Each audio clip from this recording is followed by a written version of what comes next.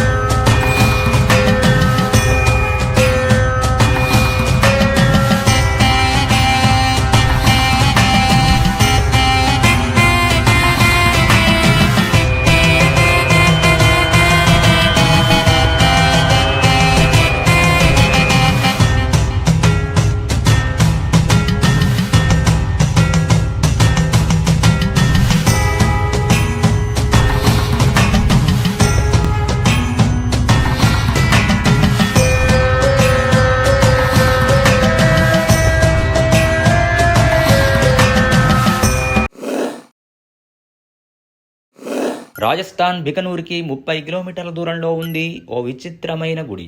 అదే దేశ్నాక్లోని కార్నీమాత టెంపుల్. ఇక్కడి ప్రత్యేకత ఏమిటంటే ఎలుకల్ని పూజిస్తారు. దుర్గాదేవికి ప్రతిరూపమైన కార్నీమాతను ఎలుకల్లో చూసుకుంటారు ఇక్కడి భక్తజనం. అందుకే ఈ ఆలయంలో ఎలుకలు స్వేచ్ఛగా తిరుగుతాయి. భక్తులు వాటికి పాలు, ఇతర ప్రసాదాలు పెడతారు. బికనూరు పర్యటనకు వెళ్లే టూరిస్టులు తప్పనిసరిగా ఈ ఆలయాన్ని దర్శిస్తారు. ఎందుకంటే ఎలుకలకు పూజ చేయడం అన్నది అరుదైన విషయం. చాలామంది వాటిని వీడియోలు తీసుకుంటారు. పాల చుట్టూ రౌండ్గా మూగి ర్యాట్స్ మిల్క్ తాగుతుంటే ఆ దృశ్యాల్ని మొబైల్ కెమెరాల్లో బంధిస్తారు. ఏ గుళ్ళోనైనా స్వీటో హాటో ప్రసాదంగా పెడతారు. ఈ టెంపుల్లో మాత్రం మద్యాన్ని ప్రసాదంగా ఇస్తారు. మధ్యప్రదేశ్ ఉజ్జయినిలో శివుడి ప్రతిరూపమైన కాలభైరవనాథ్ ఆలయం ఇది. ఇక్కడ నైవేద్యం సహా దేవుడికి సమర్పించే ప్రతిదాన్ని మద్యంతోనే తయారు చేస్తారు. అది విస్కీ కావచ్చు లేదా వైన్ కావచ్చు. కాలభైరుడి నోట్లో ఆల్కహాల్ పోస్తారు.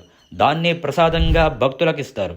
మామూలుగా ఆలయాల చుట్టుపక్కల షాపుల్లో పువ్వులు, స్వీట్ల వంటివి అమ్మడం కామన్. ఇక్కడ మాత్రం ఏ షాపుకు వెళ్ళినా మద్యమే అమ్ముతారు. కోల్కతాలోని తాంగ్రాలో చైనా టౌన్ ఉంది. దానికి ఆ పేరు రావడానికి కారణం అక్కడ ఉండే వాళ్ళలో చైనీయులే ఎక్కువ. వాళ్ళు కాళీమాతను పూజిస్తారు.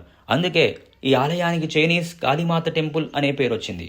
మనమైతే అమ్మవారికి నైవేద్యంగా ఏ పులిహోరో స్వీటో పెడతాం కదా. చైనీయులు నూడిల్స్, చాప్స్ లాంటివి పెడతారు. అదే ఈ ఆలయం స్పెషాలిటీ. ఈ ఆలయం చుట్టుపక్కలంతా చైనా ప్రజలే ఉంటారు.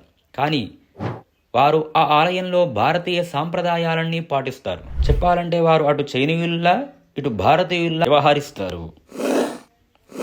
బెంగళూరులో కాడు మల్లేశ్వర స్వామి టెంపుల్ తనదైన ప్రత్యేకతతో ఆకట్టుకుంటోంది.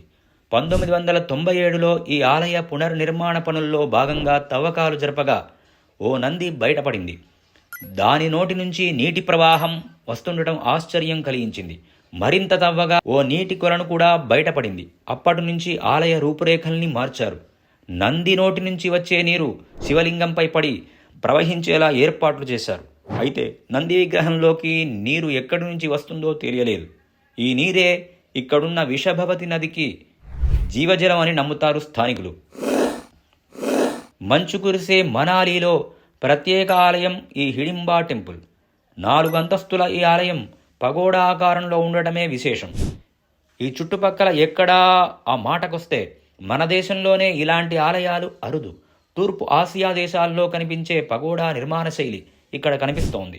ఈ ఆలయంలో హిడింబాదేవి కొలువుదీరు ఉంటుంది. రాక్షసుడైన హిడింబాసురుడి చెల్లెలు ఈమె. కుళ్ళు రాజులు హిడింబాదేవిని ఇష్టదైవంగా పూజించేవాళ్ళు. అయితే అమ్మవారి కంటే నిర్మాణ శైలి వల్లే ఈ ఆలయం ప్రత్యేక గుర్తింపు తెచ్చుకుంది. అద్భుత కళా నైపుణ్యం తమిళనాడు తంజావూరులోని బృహదీశ్వరాలయం సొంతం. ఈ టెంపుల్లో ఎక్కువ భాగం శుద్ధమైన గ్రానైట్తో నిర్మించారు. ఇదే సైంటిస్టులకు సవాలు విసురుతోంది. ఎందుకంటే ఈ ఆలయానికి చుట్టుపక్కల 60 కిలోమీటర్ల వరకు గ్రానైట్ నిక్షేపాలు, ఆనవాళ్లు లేవు. ఎప్పుడో 1000 ఏళ్ల కిందట ఈ ఆలయాన్ని నిర్మించేందుకు ఎక్కడి నుంచి గ్రానైట్ తీసుకొచ్చారు, ఎలా తెచ్చారు అన్నది ఆశ్చర్యకరం. ముఖ్యంగా గోపురం 80 టన్నుల బరువున్న ఏకశిలతో తయారైంది. ఏ క్రేన్లు లేకుండా ఆ భారీ శిలను అంత ఎత్తుకి ఎలా చేర్చగలిగారన్నది అంతుపట్టని రహస్యంగా మిగిలిపోయింది.